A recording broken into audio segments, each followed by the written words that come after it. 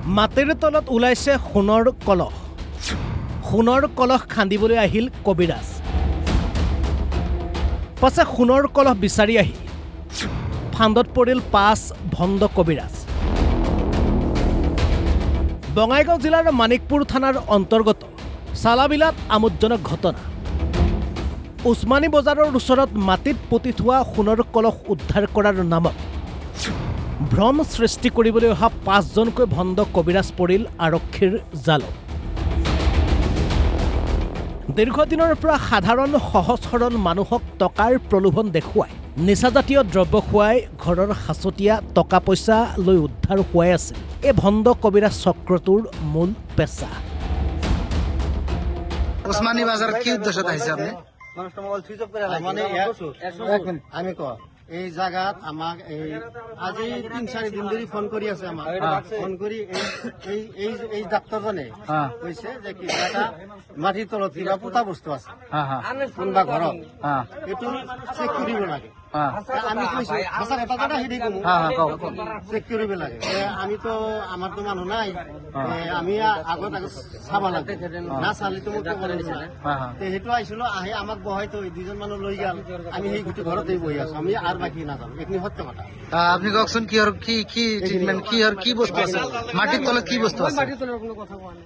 এখেতে কৈ আছে আপনি মাটিৰ তলত বস্তু আছে সেই চলিটোৰ বেমাৰৰ কাৰণে না মাটির তলত কিবা বস্তু খুন্দা আছে বুলি কৈ আছে। হয় আমি অহন কইছি যেটা হাসা কথা আমাকে দেখাইবেন, কক আমাকে দেখাইবেন এইটাই কথা কই। মাটির তলত কি আছে? কি বস্তু আছে? কোনো বস্তু দেখা নাই, হ্যাঁ কোনো বস্তু জানা নাই। তেনেহলে কি উদ্দেশ্যত আহিছিল? আমি তো এই চলিটোৰ বেমাৰৰ কাৰণে বহি আছি। আপনি কি ডক্টর নাকি? নাই ডক্টর নাই, তেনেহলে কি ডক্টর নাই। এনে মানে এই করু মানে যদি স্যালাইন বেজি দিবা লাগে ঘৰত মানে এই সব সেলান বেজে আপনার ঘর টেংনা মারি দি ফেলে দরকিনা বাড়ি তো দরকিনা মারি ফেলে ডাক্তার নাই নাকি? মাতে মানে মাতিলে মানে এর শ্বশুরে মুখ মাতিলে লাইসেন্স নাই, লাইসেন্স নাই যদি ঘর পৰা কেনে আচ্ছা আপনাৰ ঘৰ কত? হাউলি। আপনি কি উদ্দেশ্যত আহিছিল? গাড়ী বিয়া ৰিজাৰ্ভ কৰাৰ কথা কৈ পাতিলে বিয়াৰ ৰিজাৰ্ভ ছোৱালী চাব ছোৱালী চাব যাব। ৰিজাৰ্ভৰ কথা কইলে আছে। আপনি গাড়িৰ মালিক? হয়, ৰাইজৰ হাতত ধৰা পৰাৰ পাছত ভণ্ড কবিৰাজ দলটোৰ বিভিন্নজনৰ বিভিন্ন অজুহাত। শেষত ৰাইজৰ সহযোগত আৰক্ষীৰ জালত পৰে ভণ্ড কবিৰাজৰ দলটো।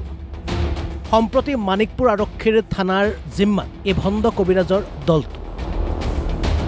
মানে মই শুনা মতে ইয়াতে বোলে কবিৰাজ আহিছে এই বৰপেটাৰ পৰা। সিহঁতে বোলে কাবাৰ ঘৰত বোলে মন্দিৰ বনায় মানে সিহঁতে কি সাধন কৰে না কি কৰে কৰি টকা বনায়। সেই গৃহস্থ গৰাকীৰ পৰা মানে সিহঁতে এডভান্স পইচা লয়, পইচা লৈ পেলাই সিহঁতে টকা বনায়। সেই টকা বনাই পেলাই মানে টকা আৰু ক'ত পাব? কিন্তু মানে আপোনাৰ এটা এটা মিথ্যা একটা চক্ৰ। মানিকপুৰৰ পৰা শ্বহীদুল ইছলামৰ ৰিপৰ্ট, অসম লাইভ 24।